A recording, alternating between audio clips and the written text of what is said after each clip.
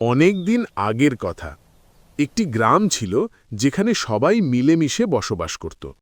গ্রামের মানুষেরা অনেক সহজ সরল এবং ভালো ছিল। গ্রামে একজন কৃষক বসবাস করত। তার নাম রহমত। সে অনেক দয়ালু এবং ভালো মানুষ ছিল। সেই সকলকে সাহায্য করার চেষ্টা করত। তার দিনগুলো অনেক কষ্টে অভাব অনটনে কাটছিল।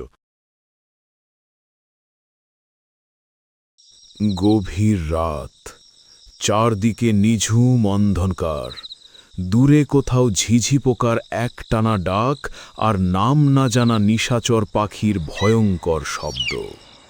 নীরবতার মাঝেই দাঁড়িয়ে আছে রহমত, নিজের মাঠের এক কোণে, ভাগ্যের সাথে নিঃশব্দ লড়াইয়ে।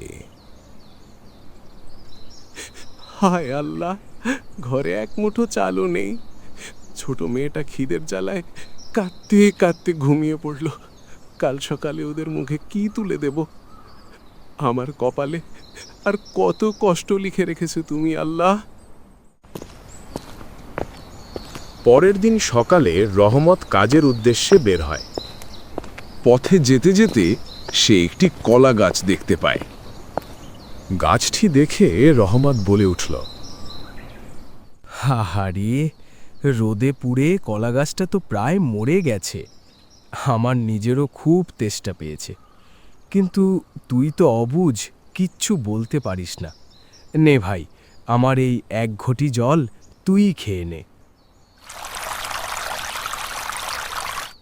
হঠাৎ চারপাশের বাতাস ভারী হয়ে আসে, মাটি কেঁপে ওঠে।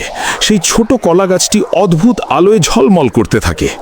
চোখের পলকে কলাগাছটি বিশাল দাছে পরিণত হয়। গাছের ভেতর থেকে বেরিয়ে আসেন এক অলৌকিক পুরুষ, দীর্ঘ দাড়ি, চোখে অদ্ভুত আলো। রহমত ভয়ে কাঁপতে থাকে। ভয় পেও না রহমত, আমি এই বনের রক্ষক। তোমার নিঃস্বার্থ দয়া আজ আমার প্রাণ বাঁচিয়েছে।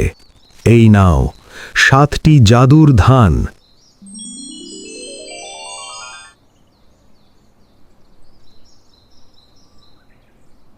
মনে রেখো রহমত, এই ধান শুধু ভালোবাসা আর সততায় ফলে, কিন্তু লোভে নয়।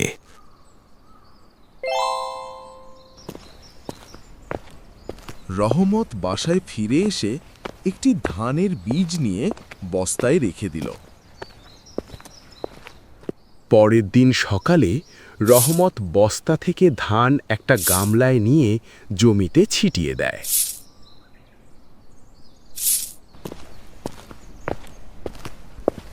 রহমত ধীরে ধীরে সামনে এগিয়ে আসে। তার কাপা হাতে ধানের শীষগুলো তুলে নেয়। শীষগুলো ভারী, সোনালি, যেন সূর্যের আলো নিজের ভেতর ধরে রেখেছে। বাতাসে ধানের মিষ্টি গন্ধ। চারপাশের নিস্তব্ধতা ভেঙে শুধু তার দ্রুত শ্বাস প্রশ্বাসের শব্দ। এ কি, চোখের পলকে সব বদলে গেল। এই তো একটু আগেও শূন্য মাঠ, শুকনো মাটি।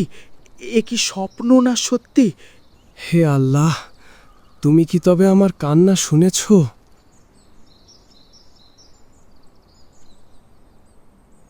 ওগো, শুনছ? এসো তাড়াতাড়ি, দেখো আমাদের আর অভাব থাকবে না। তার চোখ বেয়ে জল গড়িয়ে পড়ে, কিন্তু এবার সেই জল দুঃখের নয়, এ আনন্দের, কৃতজ্ঞতার। সে মাটিতে হাঁটু গেড়ে বসে পড়ে, মুঠো ভরা ধানের শীষ বুকে চেপে ধরে। চাঁদের আলোয় সোনালি ধানের মাঠ ঝিলমিল করে ওঠে, আর রহমতের মুখে ফুটে ওঠে বহুদিন পর দেখা এক প্রশান্ত হাসি। সবকিছু দূর থেকে দেখছিল প্রতিবেশী করিম। সে অলস, লোভী আর ধূর্ত। আড়াল থেকে ফিসফিস করে বলে, এই চাষা রহমত যদি রাজা হতে পারে, তাহলে আমি তো পুরো দুনিয়ার মালিক হতে পারি। যেভাবেই হোক ওই জাদুর ধান আমাকে চুরি করতেই হবে।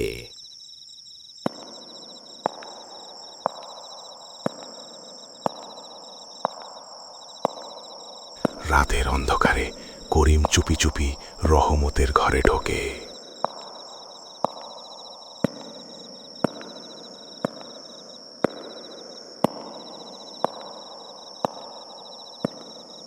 ধানের বস্তা খুলতেই হুড়মুড় করে বেরিয়ে আসে অসংখ্য মৌমাছি।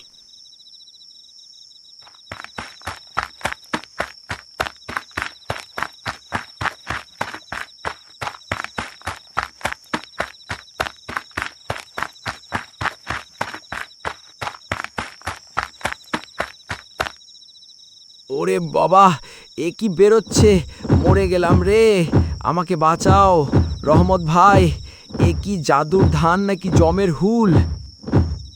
করিমের চিৎকার শুনে রহমতের ঘুম ভেঙে যায়। সে উঠে বসে এবং দ্রুত এসে করিমকে বাঁচায়। রহমত আগুন দেখিয়ে মৌমাছিগুলোকে ভয় দেখায় এবং করিমকে বাঁচায়। তারপর করিম সেখান থেকে পালিয়ে যায়।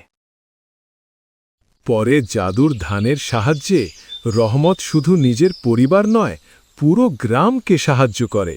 গ্রামে আর কেউ না খেয়ে থাকে না। বন্ধুরা, মনে রেখো, সততা আর দয়া মানুষকে সব সময় জয়ী করে, আর লোভ মানুষকে ধ্বংসের পথে নিয়ে যায়। রহমতের মতো তোমরাও কি অন্যের পাশে দাঁড়াবে?